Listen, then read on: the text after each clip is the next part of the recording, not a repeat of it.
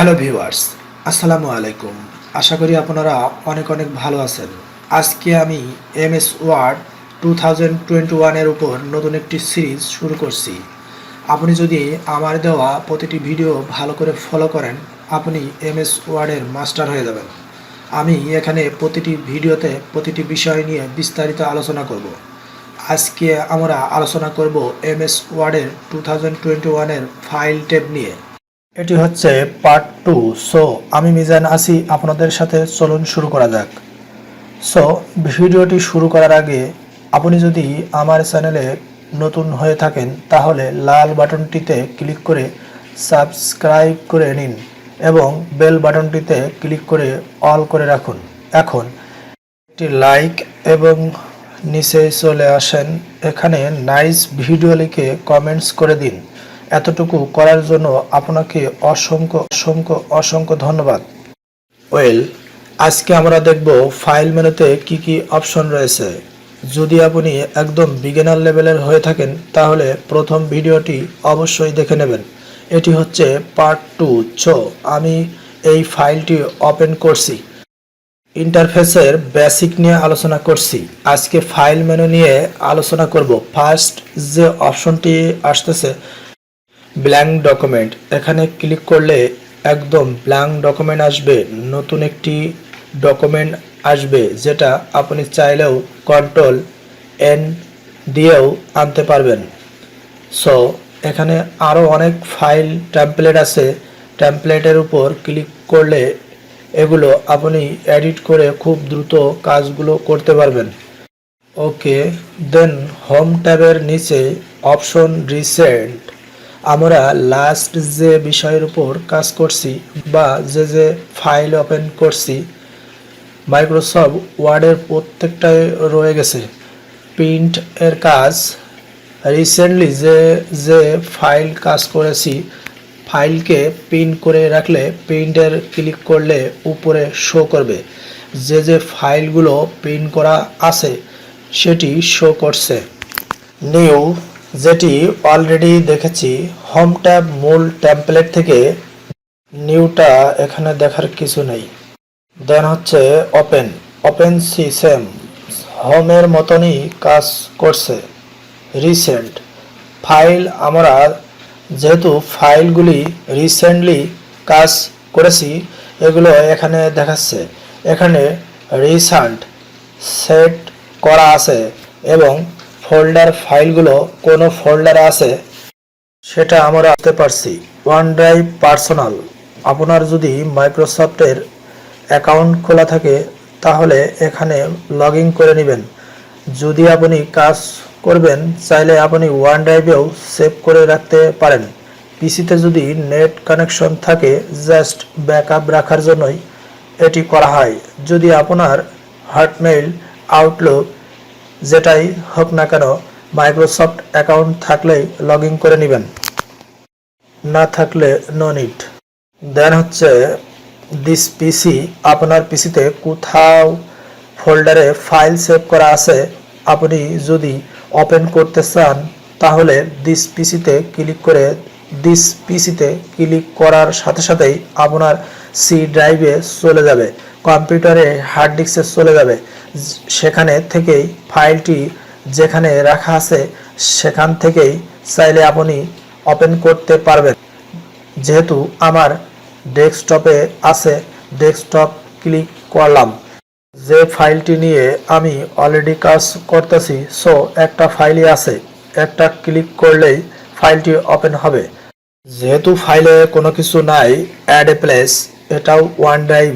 যদি কোনো mail connection থাকে তাহলে ইমেইল দিয়ে লগ ইন করলে এটাও অ্যাক্টিভ হয়ে যাবে।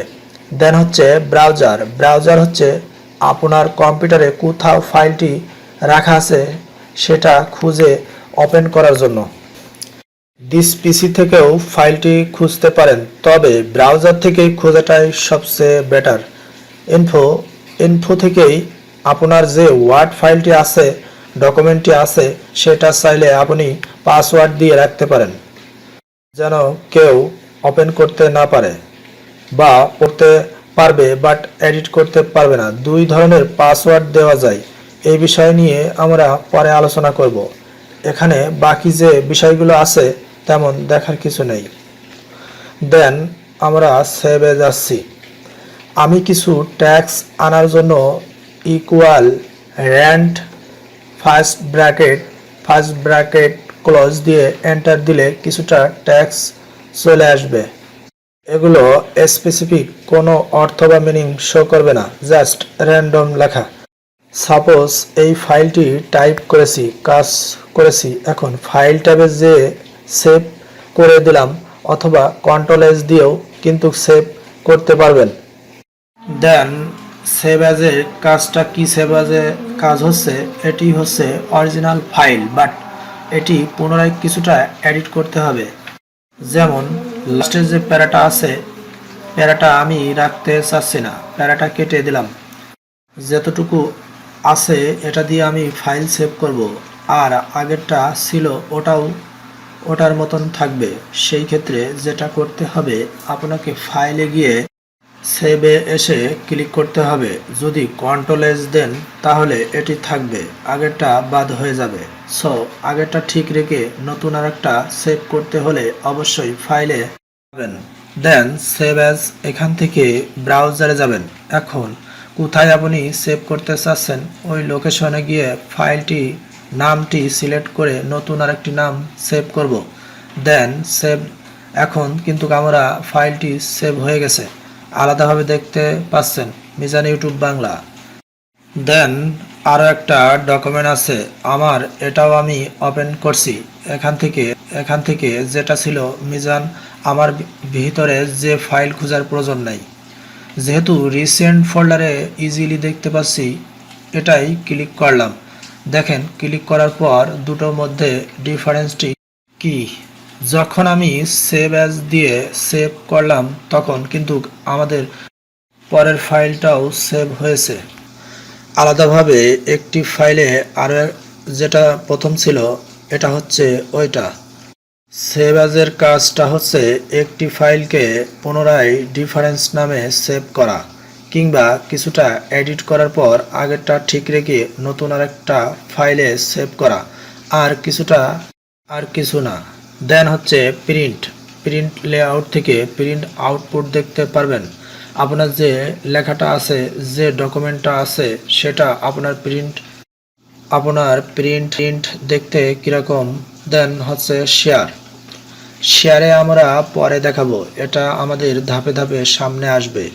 শেয়ারের পরে এক্সপোর্ট, এটি আমাদের প্রয়োজন নেই আপাতত। দেন হচ্ছে ক্লোজ বাটন, ক্লোজের ক্লিক করলে ডকুমেন্টটি ক্লোজ হয়ে যাবে। এখানে কোনো ওয়ার্ক এরিয়া নাই, আমাদের কাজ করতে হলে পুনরায় নতুন একটি ফাইল ডকুমেন্ট নিতে হবে। ফাইল, তারপর নিউ এ যাওয়ার পর ব্ল্যাঙ্ক ডকুমেন্ট ক্লিক করব। আমার সব কিছুই অ্যাক্টিভ হয়ে গেছে। আমি আমার পুনরায় ফাইলটি ওপেন করছি। নিচেই অ্যাকাউন্টে ক্লিক করার পর এখানে প্রোডাক্ট ইনফরমেশন অফিস, তারপর product activate, Microsoft office plus 2021 দেখা যাচ্ছে।